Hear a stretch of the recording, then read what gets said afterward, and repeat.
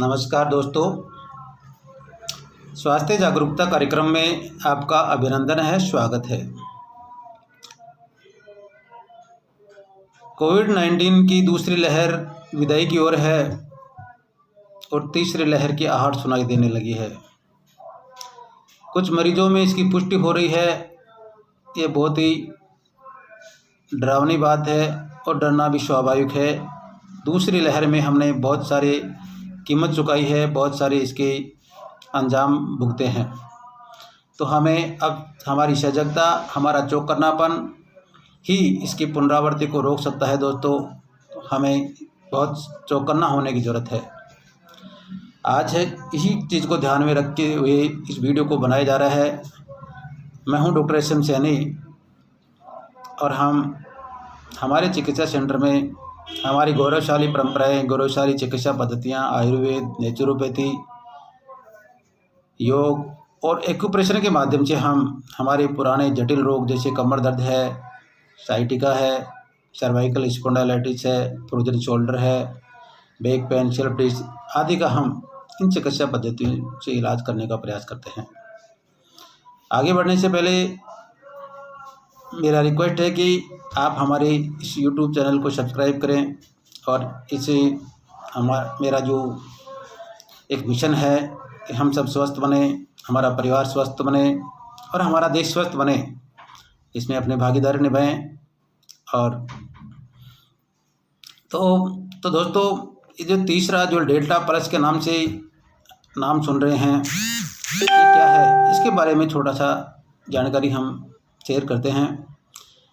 दोस्तों, जो भी वायरस आता है हर देश की में उसके अलग अलग स्वरूप हैं। जिस प्रकार से हम इंसानों की अलग अलग देशों में अलग अलग स्वरूप हैं, प्रजातियां हैं, इसी प्रकार से आने वाले जो वायरस आते हैं किसी भी रोग के, वो भी अपना रूप बदलते रहते हैं और अलग अलग देशों में ये अलग अलग रूप में हैं। किसी देश में जैसे कोरोना, किसी देश में अल्फा के रूप में, कहीं पर बीटा के रूप में, कहीं पर डेल्टा के रूप में है। हमारे देश में इसको डेल्टा के नाम से जाना गया और जो इससे पूर्व में जो दूसरी लहर थी ये डेल्टा थी और अब जो आने वाली लहर के बारे में जो संभावनाएं बताई जा रही हैं वो है डेल्टा प्लस। तो दोस्तों, हम इस डेल्टा प्लस से किस प्रकार से बचें ताकि हमें इसकी और ज़्यादा भयावहता के साथ हमें कीमत न चुकानी पड़े, ये ज़्यादा विकराल न हो, इसमें हम क्या क्या ध्यान रखें, इसी चीज़ को ध्यान में रखते आज ये वीडियो आपके सामने है। तो सबसे पहले तो दोस्तों, हमें हमारा नंबर आने पर हमें वैक्सीन अवश्य लगवानी है। इसमें हमें जरा सी भी कोताही नहीं बरतनी है और हमें बचाना है, अपने परिवार को बचाना है। जिस प्रकार से वैज्ञानिक और डॉक्टर बता रहे हैं, वैक्सीन का लगवाना ही हमें 90% सुरक्षित, हमें हमारा इसके प्रति एंटीबॉडी बन जाती है और हम इससे बच सकते हैं। तो जैसे ही मौका मिले, जैसा ही नंबर आए, हमें वैक्सीन अवश्य लगवानी है। इसके बाद में जो सरकार ने प्रोटोकॉल निर्धारित कर रखे हैं, मास्क पहनना, आपस की दूरी बनाए रखना, हाथ धोना, ये सारे जो सुरक्षा के इंतज़ाम हैं, ये हमें इसमें कोई लापरवाही नहीं बरतनी है। और इसके बाद में जो सबसे महत्वपूर्ण चीज़ है, जो हमें परेशान करती है, जो वायरस है, जिन लोगों को ज़्यादा परेशान करता है, वो है हमारी कमज़ोर इम्यूनिटी। इस इम्यूनिटी को किस प्रकार से बनाए रखें ताकि हम इस रोग को परास्त करें, ये बहुत महत्वपूर्ण है दोस्तों। तो इसके लिए हमें क्या करना है, ये बड़ी महत्वपूर्ण बात है। इसके लिए हमें हमारी दिनचर्या को सुव्यवस्थित करना होगा।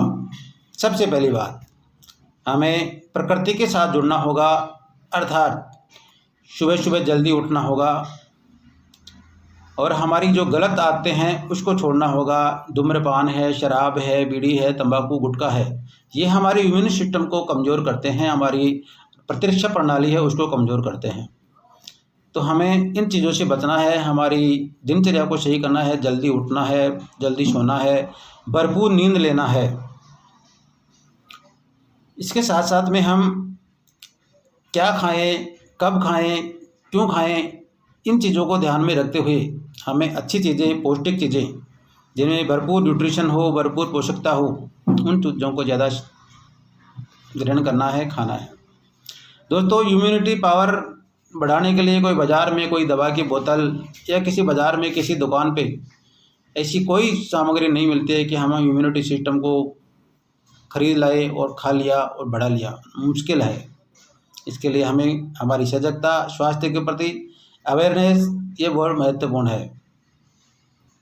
तो आप कौन कौन से इसमें, और इसके बाद में आता है कि हम शरीर की इम्यूनिटी पावर को बनाए रखने के लिए एक्सरसाइज करें, व्यायाम करें, योग और प्राणायाम को अपने जीवनचर्या में शामिल करें, तो निश्चित रूप से हम हमारे इम्यूनिटी सिस्टम को बढ़ा पाएंगे और इस रोग को परास्त करने में सफल होंगे, ये निश्चित है। हमें डरना नहीं है, हमारी आत्मविश्वास, आत्मबल को बनाए रखना है। और ये बहुत ही महत्वपूर्ण है कि जिन लोगों का आत्मविश्वास, आत्मबल कमज़ोर रहा है, वो शरीर से मजबूत होते हुए भी इसको हरा नहीं पाए हैं और मौत के आगोश में चले गए हैं। ऐसा हमें नहीं करना है। जो गलतियां हमसे हो गई हैं वो नहीं करनी है, और ये चीज़ें ही हैं जो हमारे इम्यूनिटी सिस्टम को बनाए रखेंगी। और निश्चित रूप से हम इसको, जो भय का माहौल बन रहा है, इसको हमें परास्त करना है। ये हमारा सजगता, हमारा चौकन्नापन ही इसको दूर करने में सहायक होगा। यदि आपने हमारी चैनल को सब्सक्राइब नहीं किया है तो सब्सक्राइब करें और लोगों को भेजें। बहुत बहुत धन्यवाद, बहुत बहुत शुभकामनाएं। नमस्कार।